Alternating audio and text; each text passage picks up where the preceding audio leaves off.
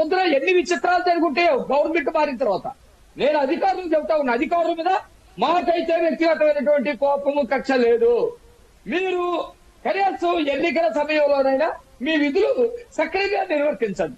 వాళ్ళు సక్రమంగా పనిచేయాలంటే వీళ్ళని తీసి వేరే రాష్ట్రాల నుంచి కనుక తీసుకొస్తే ఖచ్చితంగా పనిచేస్తారు, లేకపోతే రిమార్క్ రాసేస్తారు. వీళ్ళైతే రిమార్క్ రాసిన రేపు మళ్ళీ అధికారం వస్తే ఏదో చేసుకోవచ్చు అనే వాతావరణం ఉండదు. ఖచ్చితంగా మేము చెబుతా ఉన్నాం, జగన్మోహన్ రెడ్డి ఎట్టి పరిస్థితుల్లో అధికారం ఉన్నాడు. అధికారంలోకి రాకపోగా అధికారం పోయిన వెంటనే అతను జైలుకి వెళ్తాడు, ఇంటికి కూడా వెళ్ళాలి. కారణం ఏంటంటే ఎంత దౌర్భాగ్యం చూడండి. ఈ 5 సంవత్సరాల్లో సామాన్యులు నాలాంటి వాళ్ళు, మీలాంటి వాళ్ళు, కోటేశ్వరరావు గారు లాంటి వాళ్ళు ఎవరో ఒకరు కనుక తప్పులు చేస్తే ఇంతకాలం కోర్టుకి వెళ్లకుండా దాదాపు 3 నుంచి 4,000 వాయిదాలకు వెళ్లకుండా ఉండేటువంటి అవకాశం ఉందండి.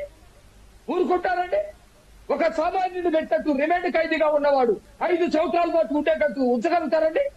ఈ రోజు దారులు ప్రధానమంత్రి వచ్చేటువంటి సభలో కరెంటు తీసేస్తారు, అక్కడ సరైనటువంటి భద్రత ఉండదు, ఎవరు కూడా పోలీసులు చక్కగా పనిచేయరు, ఆత్కాయలాగా పనిచేస్తూ ఉంటారు, వాళ్ళకి చర్యలు ఉండవు.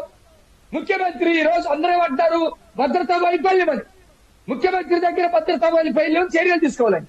భద్రతా వైఫల్యం చేయమందే జగన్మోహన్ రెడ్డి, లేకపోతే సిఎస్, లేకపోతే రాజేంద్ర రెడ్డి, వీళ్ళందరూ కలిసి ప్లాన్ చేస్తేనే కదా ఆ సంఘటన జరిగింది.